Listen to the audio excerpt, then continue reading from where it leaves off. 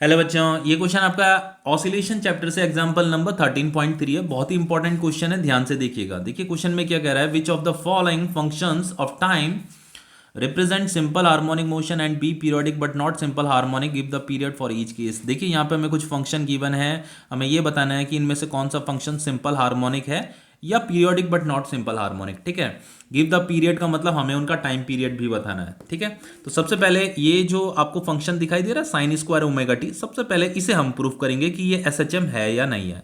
और ये आपके कंपटीटिव पॉइंट ऑफ व्यू के हिसाब से ये वाला फंक्शन बहुत इंपॉर्टेंट है, ये आपके नीट आईआईटी में भी पूछा जाता है। ठीक है, साइन स्क्वायर ओमेगा टी। चलिए पहले से करते हैं साइन स्क्वायर ओमेगा टी को। देखिए अगर मैं आपसे एस एच एम की जनरल इक्वेशन पूछूं तो एस एच एम की जनरल इक्वेशन क्या होती है, ए साइन ओमेगा टी होती है और दूसरा क्या होती है, ए कॉस ओमेगा टी। ठीक है, तो किसी भी गिवन फंक्शन को अगर आप इस फॉर्म में लिख पा रहे हो तो वो फंक्शन क्या माना जाता है, वो आपका एस एच एम माना जाता है। तो जैसे ये फंक्शन मुझे गिवन है, अगर मैं इसे कुछ इस फॉर्म में लिख पा रहा हूं, इस तरीके से अगर मैं कन्वर्ट कर देता हूं तो ये फंक्शन क्या माना जाएगा, आपका एस एच एम माना जाएगा। ठीक है, तो वही हमें करना है। तो उसके लिए कुछ ट्रिग्नोमेट्रिक फॉर्मूले आपको लर्न होने चाहिए। क्लास 10th का एक बहुत ही पॉपुलर मतलब कॉमन फॉर्मूला है आपका, वो है आपका cos 2 theta is equal to 1 minus 2 sine square theta है। ठीक है, हो सकता है सभी बच्चों को पता हो, जिनको नहीं भी पता तो इसे लर्न कर लीजिएगा। तो फाइनली इसे मैं लिख सकता हूं 2 sine square theta is equal to क्या हो जाएगा, आपका 1 माइनस कॉस 2 थीटा हो जाएगा। तो ये sine square theta is equal to क्या होता है आपका 1 minus cos 2 theta divided by 2 होता है। ठीक है, तो इसे मैं यहां पे लिख देता हूं कहीं पे साइड में, साइन स्क्वायर थीटा क्या है आपका 1 minus cos 2 theta, 1 minus cos 2 theta divided by 2 होता है। ठीक है, अब देखो देखो यहाँ पे हमारे पास है साइन स्क्वायर ओमेगा टी, तो ये क्या है, एंगल है। यहाँ पे ये साइन स्क्वायर थीटा, ये भी एंगल है।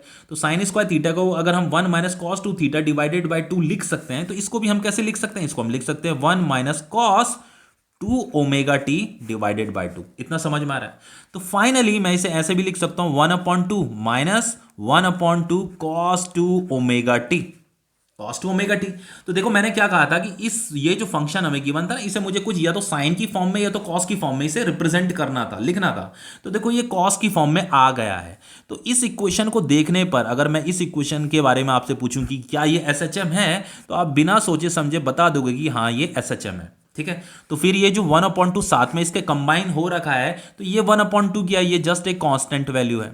तो किसी एस एच एम के साथ में अगर कोई कांस्टेंट वैल्यू साथ में है, किसी एस एच एम इक्वेशन के साथ में अगर कोई कांस्टेंट वैल्यू है, तो क्या उससे इस एस एच एम का बिहेवियर चेंज हो जाता है? नहीं होता बच्चों। हमेशा याद रखना, कोई भी एस एच एम की इक्वेशन है उसके साथ में अगर कोई कांस्टेंट वैल्यू है ना, उससे इसका बिहेवियर चेंज नहीं होता, ये एस एच एम ही रहता है, ओवरऑल ये एस एच एम ही रहता है। ठीक है, देखो अगर मैं ये जो एस एच एम है ना, ये अगर मैं इसका ग्राफ प्लॉट करूं तो इसका ग्राफ, कॉस का ग्राफ कुछ इस प्रकार का होता है, ऐसा होता है ना।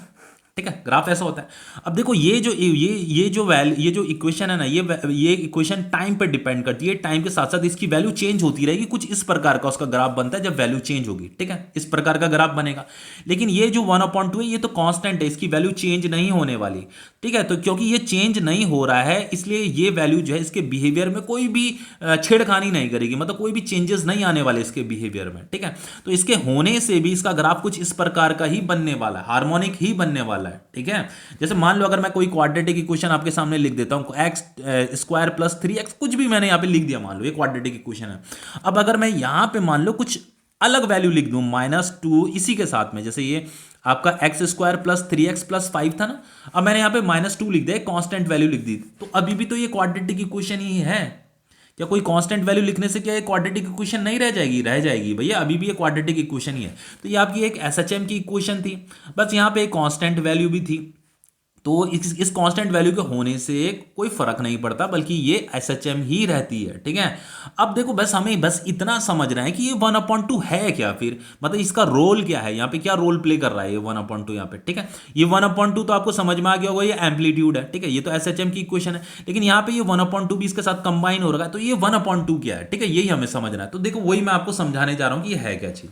ध्यान से देखिएगा। देखो जैसे मान लो मैंने कोई इक्वेशन लिखी, ये आपकी एसएचएम की इक्वेशन में लिख रहा हूँ, ए कॉस ओमेगा टी मैंने लिख दिया। ठीक है, मैं आपसे पूछूंगा ये एसएचएम है, आप कहोगे हाँ एसएचएम है। अब मैंने यहाँ पे लिख दिया 0 प्लस ए कॉस ओमेगा टी, अब क्या ये एसएचएम है? आप बोलोगे हाँ ये एसएचएम है। अब मैंने लिख दिया 0 माइनस ए कॉस ओमेगा टी, क्या ये एसएचएम है? अभी भी आप बोलोगे ये एसएचएम ही है। क्यों? क्योंकि यहाँ पे 0 दिखाई दे रहा है आपको। ठीक है, तो ये जीरो क्या है बच्चों, ये कांस्टेंट है। ये क्या है, कांस्टेंट है, ये कांस्टेंट है, ठीक है।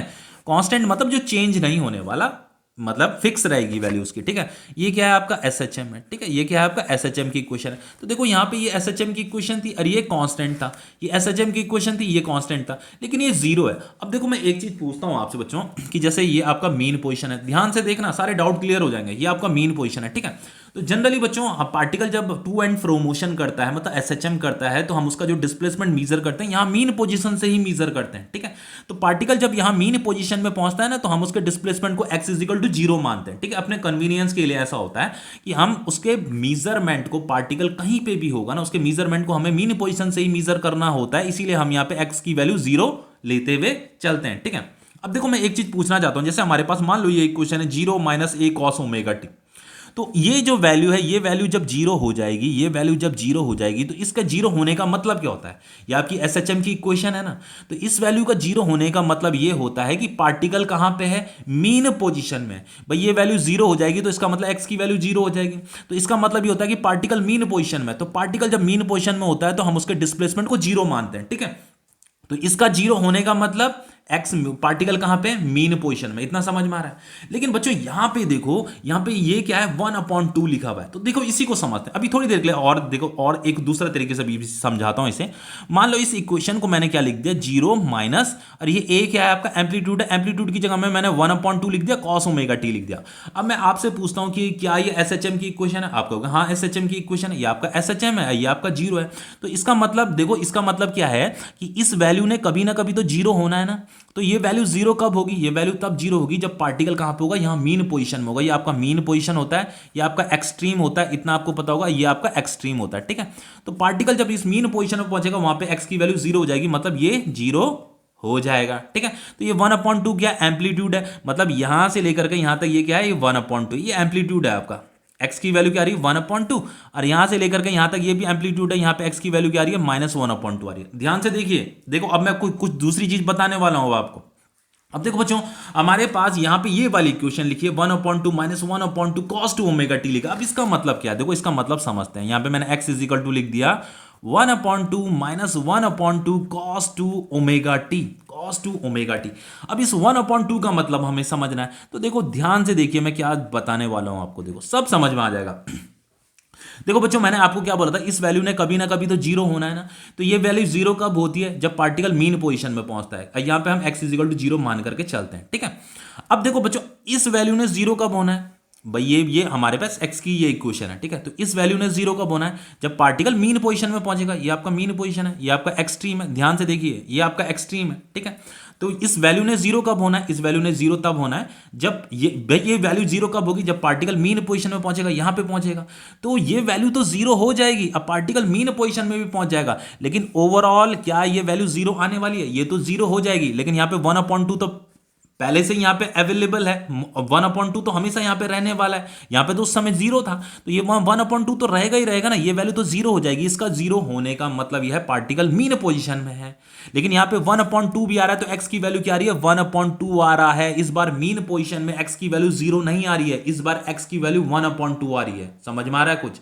अब देखो बच्चों, यहां पे ये 1/2 क्या है, ये एम्पलीट्यूड है। तो यहां से लेकर के यहां तक क्या है 1/2 है, यहां से लेकर के यहां तक ये 1/2 है, यहां से लेकर के यहां तक -1/2 है। अभी ध्यान से देखिए, अब देखो ये जो 1/2 है ना, ये क्या चीज है, ये बच्चों ये चीज, ये किस चीज को रिप्रेजेंट कर रही है, ये इस चीज को रिप्रेजेंट कर रही है कि जब पार्टिकल मीन पोजीशन में होगा तो हमें x को जीरो नहीं लेना है, x को 1/2 लेना है।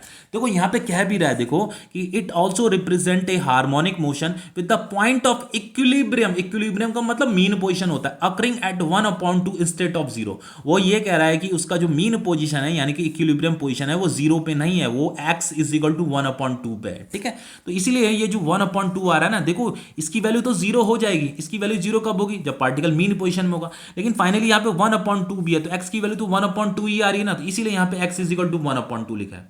अब देखो ये एम्पलीट्यूड 1/2 है, तो लेफ्ट हैंड साइड में यहां से लेकर के यहां तक की डिस्टेंस -1/2 होगी, यहां से लेकर के यहां तक की डिस्टेंस 1/2 होगी, ठीक है।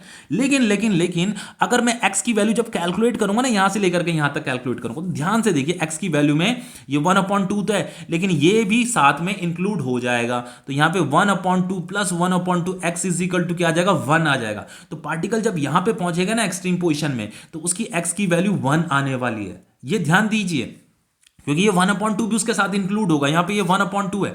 अब जब पार्टिकल यहां पे पहुंचेगा ना, इस जगह में पहुंचेगा, तो उस समय क्या होगा, तो देखो x इज इक्वल टू क्या होगा, ये 1/2 तो रहेगा, ये 1/2 इस -1/2 के साथ भी जुड़ जाएगा, तो -1/2 क्या हो जाएगा, x इज इक्वल टू 0 हो जाएगा।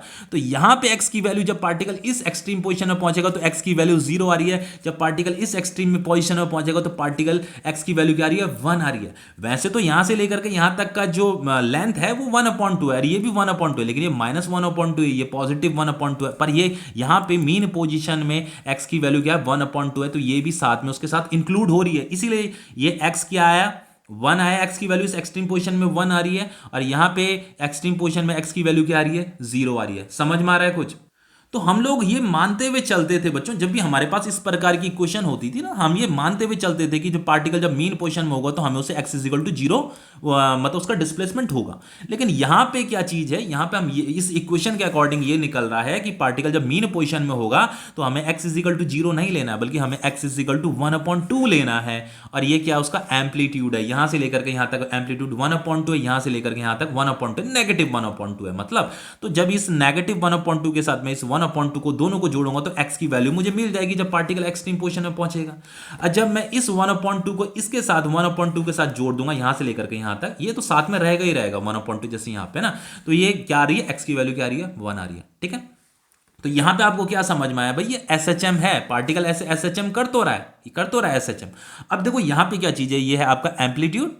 अब यहां पे हमें टाइम पीरियड भी निकालना है। देखो क्वेश्चन में हमसे पूछा है कि give the period, time period भी बताना है। तो इसका जो टाइम पीरियड होगा, देखो कैसे निकालेंगे। टाइम पीरियड का फॉर्मूला होता है आपका 2π डिवाइडेड बाय एंगुलर फ्रीक्वेंसी। समझ में आ रहा है इतना?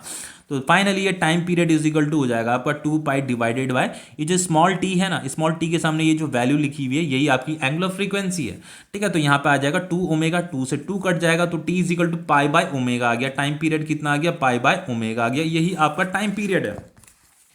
देखो टाइम पीरियड क्या आ रहा है, टाइम पीरियड आ रहा है आपका पाई by omega, pi by omega. ठीक है, समझ में आ रहा है? तो देखो टाइम पीरियड क्या आया आपका, पाई बाय ओमेगा आया। ठीक है, अब देखिए यहां पे हमें, देखो यहां पे कह भी रहा है कि with the point of it also represent a harmonic motion with the point of equilibrium occurring at 1/2 instead of 0। वो कह रहा है कि जो मीन पोजीशन है वो x इक्वल टू 0 पे नहीं है, वो 1/2 पे है। इसीलिए यहाँ पे x की वैल्यू क्या आ रही थी, 1/2 आ रही थी। तो ऐसे भी SHM होते हैं आपके, जहां पे हमें SHM की ऐसी भी इक्वेशन होती है जहां पे हमें पार्टिकल जब मीन पोजीशन में होता है तो जरूरी नहीं है बच्चों कि उसका जो x का वैल्यू आएगा वो 0 ही आएगा, ऐसा कोई कंपलसरी नहीं है। ठीक है, अब देखो दूसरा है हमारे पास, ये है हमारे पास ये sign omega t minus cos omega t, इसे भी हमें प्रूफ करना है। ठीक है, चलिए इसे भी करते हैं। ये हमारे पास है sine omega t minus cos omega t. Same to same ऐसा ही क्वेश्चन मैंने एग्जांपल 13.2 में भी कराया है, बस वहां पे प्लस आ रखा है। ठीक है, तो चलिए कुछ फॉर्मूले, आपको ट्रिग्नोमेट्रिक फॉर्मूले पता होने चाहिए। जैसे साइन ए माइनस बी का जो फॉर्मूला होता है वो होता है आपका sign A cos B minus cos A sine B होता है। ठीक है, ये फॉर्मूला याद रखिए, cos A sign, sign A cos B, cos A sine B होता है। ठीक है, अब देखो यहाँ पे हमारे पास क्या sign omega t minus cos omega T है। देखो आप जस्ट देख करके भी बता सकते हो कि ये SHM की क्वेश्चन है कि नहीं है। देखो ये अपने आप में SHM है, ये भी अपने आप में SHM है। तो ये टाइम के सामने ये एंगुलर फ्रीक्वेंसी है, टाइम के सामने ये एंगुलर फ्रीक्वेंसी, ये जो टाइम का जो कोफिशिएंट है ये एंगुलर फ्रीक्वेंसी है। दोनों का एंगुलर फ्रीक्वेंसी सेम है, तो ये आपका SHM है। ठीक है, ये क्या है आपका SHM है। अब SHM तो है, तो SHM को हमें क्या करना है, या तो साइन ओमेगा टी की फॉर्म में रिप्रेजेंट करना है या कॉस ओमेगा टी की फॉर्म में इस तरीके से रिप्रेजेंट करना है। ठीक है, देन वो SHM माना जाएगा। तो हम इसे कन्वर्ट करेंगे इस इक्वेशन को। ठीक है, कुछ इस फॉर्म में कन्वर्ट करेंगे अभी पहले। तो देखो यहाँ पे हमें क्या करना है, थोड़ा सा कभी भी इस प्रकार का कोई क्वेश्चन आता है ना, sine omega t minus cos omega t या sine omega t plus cos omega t भी अगर आता है, तो आपको यहाँ पे क्या करना, थोड़ा मैथ्स यहाँ पे करनी है। यहाँ पे इसे √2 लिखिए, यहाँ पे साइन ओमेगा टी कीजिए, इसे 1/√2 से मल्टीप्लाई कर दीजिए। ठीक है, फिर माइनस कॉस ओमेगा टी लिखिए, इसे 1/√2 से मल्टीप्लाई कीजिए, यहाँ पे भी √2 कर दीजिए। ठीक है, इतना करना है। फिर √2 कॉमन लीजिए, यहां पे आ जाएगा आपका sign omega T 1/√2 minus cos omega T 1/√2। ठीक है, इतना समझ में आ रहा है। फाइनली हमें इसके बाद क्या करना है, देखो यहाँ पे √2 लिखा। देखो एक चीज बताता हूँ मैं आपको, जैसे साइन 45 डिग्री होता है, कॉस 45 डिग्री होता है, ठीक है, तो इसकी वैल्यू क्या होती है 1/√2 होती है, ठीक है। इसीलिए हमने यहाँ पे 1/√2 ले रखा, क्योंकि साइन के साथ में यहाँ पे कॉस आ जाएगा, कॉस के साथ में यहाँ पे साइन आ जाएगा, ठीक है। यहाँ पे देखो साइन के साथ में कॉस है, कॉस के साथ में साइन है, ठीक है। तो इस 45 को π/4 लिखा जाता है, 45 को π/4 लिखा जाता है, ठीक है। तो 1/√2, तो यहाँ पे हो जाएगा आपका साइन ओमेगा टी 1/√2 को हम लिख सकते हैं cos π/4 minus cos omega t, इसे लिख सकते हैं हम साइन π/4, ठीक है, समझ में आ रहा है। तो फाइनली हम इसे लिखेंगे साइन, यह आ जाएगा आपका ओमेगा टी माइनस π/4, ठीक है। जैसे इसे हमने ये साइन ए माइनस बी लिखा था, उसी तरीके से ओमेगा टी माइनस π/4 हम इसे लिख सकते हैं। यही आपकी एसएचएम की इक्वेशन है। हम इसे साइन की फॉर्म में कन्वर्ट करना था ना, तो ये क्या है आपका, ये तो आपका इनिशियल फेस है, ये क्या है आपका इनिशियल फेस है। इनिशियल फेस क्या होता है आपका -π/4 यहाँ पे है। और यहाँ पे देखो हमें टाइम पीरियड भी बताना है, तो टाइम पीरियड कैसे बताएंगे, टाइम पीरियड का जो फॉर्मूला होता है वो होता है आपका 2π डिवाइडेड बाय एंगुलर फ्रीक्वेंसी। तो time period is equal to हो जाएगा 2π डिवाइडेड बाय एंगुलर फ्रीक्वेंसी, यहाँ पे पुट करना है। तो एंगुलर फ्रीक्वेंसी जो स्मॉल टी के सामने जो ये वैल्यू है यही एंगुलर फ्रीक्वेंसी है, तो यहाँ पे ये ओमेगा आ जाएगा। तो टाइम पीरियड क्या आ गया आपका 2π बाय एंगुलर, ये ओमेगा मतलब एंगुलर फ्रीक्वेंसी। ये एसएचएम की इक्वेशन है, हमें कुछ इस तरीके से इसे चेंज करना था, इस एक्सप्रेशन में हमें इसे लिखना था, तो ये कन्वर्ट हो गया है, तो ये एसएचएम है, ठीक है। तो क्वेश्चन आपका कंप्लीट हो गया है।